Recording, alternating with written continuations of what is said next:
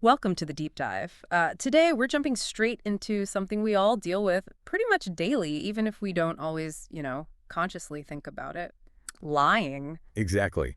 And we're kind of framing this discussion around some really interesting thoughts from the Learn English podcast. Right. They did a great job. Yeah, what I found compelling was how they looked beyond just like lying is bad.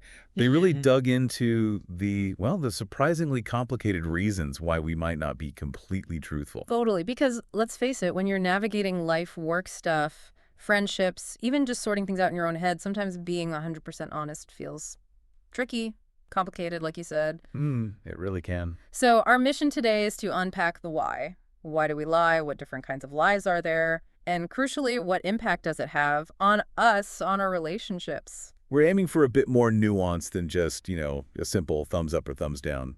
Exactly. The source mentioned everything from like avoiding getting into trouble to maybe protecting someone's feelings. So quite a range. Let's dive in. What are some of those main reasons we lie? Well, one of the really basic ones, and the source points this out clearly, is just avoiding trouble, the fear of punishment. Oh, yeah. Classic kid in the cookie jar scenario, right? Pretty much. Yeah, That immediate denial, even when the evidence is, well, all over your face. It's almost a reflex, isn't it? Just a sidestep getting told off. definitely. And the source highlighted how that instinct, that fear of negative consequences, doesn't just vanish when we grow up. Not at all. It can absolutely carry over into adulthood, influencing how we handle mistakes or tricky situations. Makes sense. It's tied to wanting to feel safe, I guess. And related to that is protecting privacy. Sometimes the lie isn't about dodging blame for something you did, but more about putting up a boundary. Ah, right. Like when someone asks something too personal. Exactly. You might feel uncomfortable sharing, so a Mhm. small untruth feels like a way to just keep that information to yourself, Uh-huh. maintain control. Okay, that feels understandable. But then things get a bit murkier, don't they? Like lying to get ahead. Yeah, the source brings that up too. Lies told for personal gain. Hmm. Think puffing up your resume or something like that. Right. That feels different. It is. Because there's often a clear intention to mislead someone to benefit yourself, sometimes even at their expense. The source kind of flags these as, ethically heavier. It's more like deliberate cheating in a way. Definitely. Not just a little social fib. Which brings us to another one, lying to fit in. Mm-hmm. The social pressure thing. Yeah, wanting to be part of the group. I think most of us can relate to maybe, pretending to like something, a band, a show, just to feel accepted. The source used that exact example, pretending to like a TV show. Mm. It really speaks to how much we value belonging, doesn't it? Mm. That sometimes we might bend the truth about ourselves to connect. It's powerful, that need. Okay, and then there's the category the source talked about, protecting feelings, the white lie, right? Those lies where the main driver is supposedly, well, kindness. Trying not to hurt someone or make a situation awkward. Like telling your friend their new haircut looks great, even if you secretly think it's not the best. Precisely that kind of thing. So you see this whole spectrum, yeah, from pure self-preservation, like avoiding trouble, through to these more socially motivated lies. Okay, so those are some of the whys. But what about what happens next? What are the consequences when a lie is actually, told for us internally and for our relationships? That's a really crucial point. Internally, the source highlights something many of us probably recognize. Lying often sparks anxiety and guilt. Oh, definitely. There's that internal conflict knowing you haven't been truthful. Mm. It can cause real stress.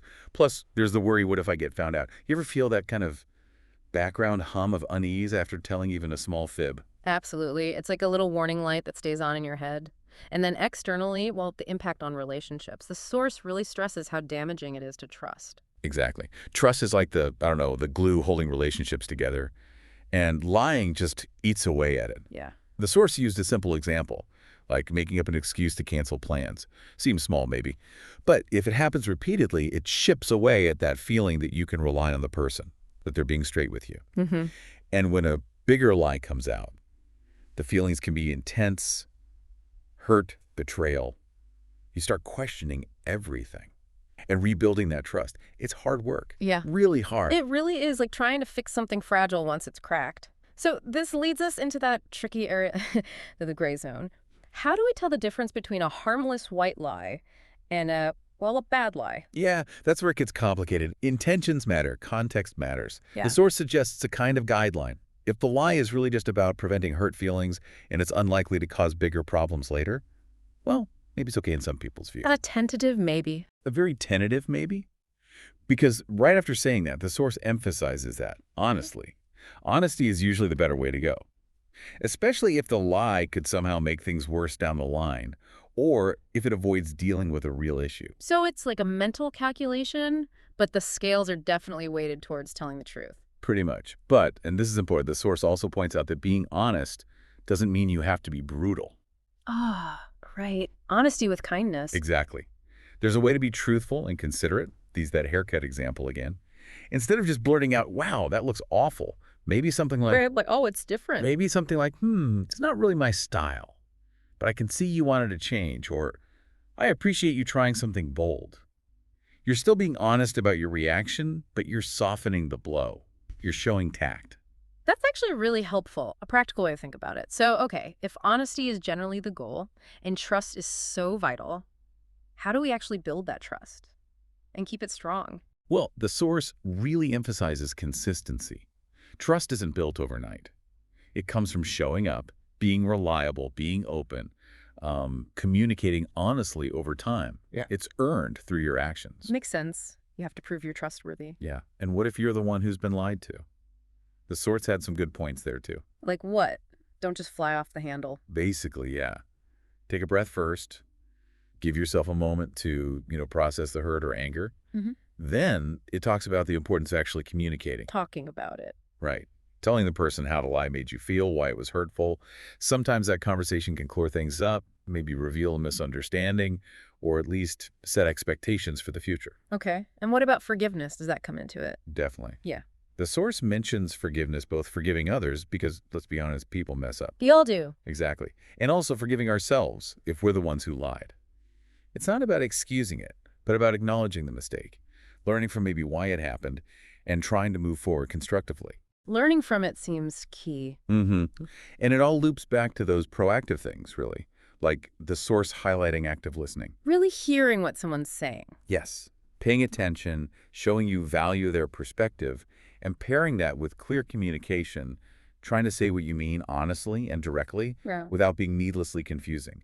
It helps prevent the kind of misunderstandings that might tempt someone towards a lie in the first place. So it's about creating an environment where honesty feels safer, easier. Exactly. An environment built on respect and open dialogue. Okay, so let's try and wrap this up.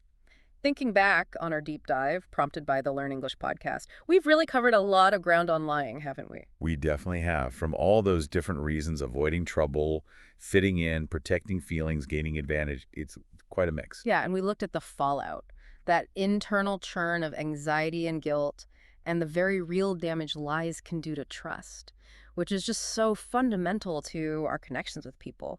And we wrestled with those gray areas, the white lies versus the bigger stuff, generally landing on honesty, but, honesty delivered with empathy as the better path. Right. And that ultimately building and keeping trust takes work. It takes consistent honesty, open communication, being willing to forgive, and really trying to understand each other.